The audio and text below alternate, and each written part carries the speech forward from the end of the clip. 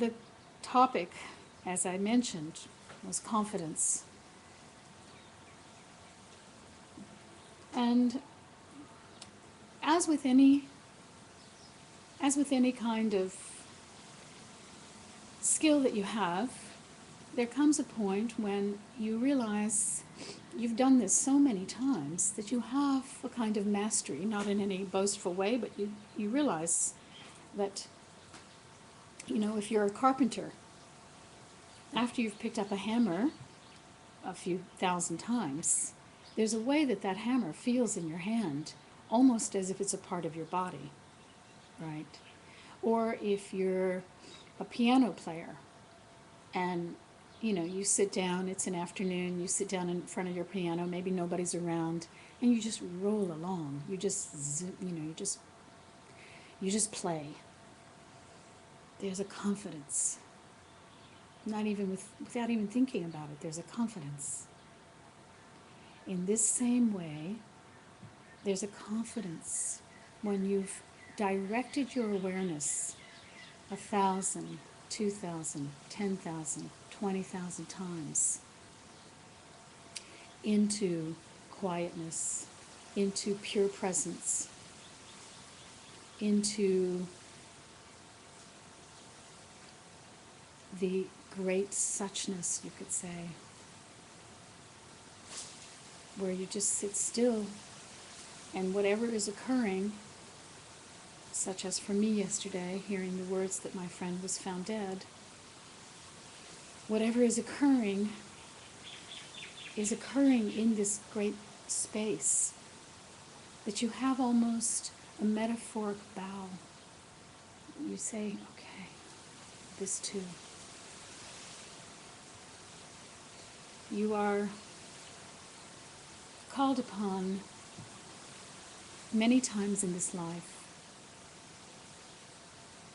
to grok information that is a stab to the heart, that is a shocking loss.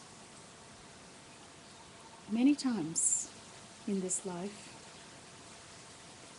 And we can't forget, and as I've been saying on these webcasts for weeks and weeks now, we can't forget all those moments, equally surprising, of joy, of wonder, of kindnesses, of simple, simple beauty, of simple sensory delight, which I say do trump most of the unpleasantness. At least I can say that so far. There may come a point, and I talked a lot with David about this too, there may come a point in one's life when you're just in pain, you have a terminal illness, your actual experience of any sensory pleasure is basically gone. At that point, you may decide to stop eating or whatever, and I personally don't have a problem with that.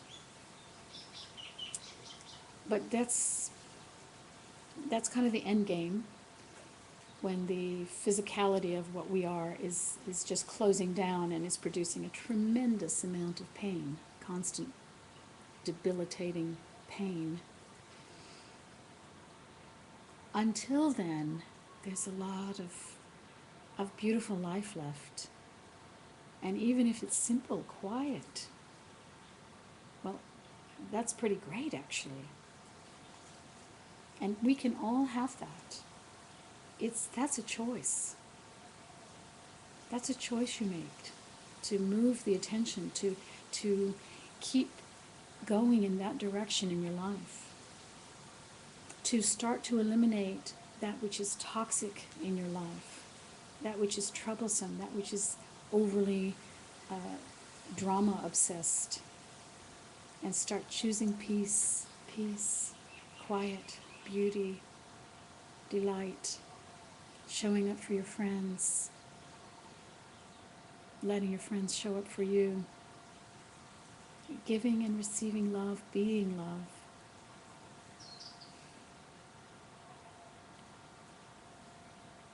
And that's what makes this life worthwhile. That's what makes getting up in the day a pleasurable experience. That sense of connectedness and knowing that you can move your attention. How lucky is that? Some people can't. Some people are so mentally ill they can't. Or they're brain damaged and they can't. But I dare say every one of you, because you had to go to some trouble to sign up on this webcast and figure out the technology of it, I dare say every one of you can move your attention around. Or if you're watching this later on YouTube, you had to figure out how to do that. Move your attention into peace and thereby gain a confidence that you can do that. You do it 10,000 times, then you know you can do it. And you know no matter what comes,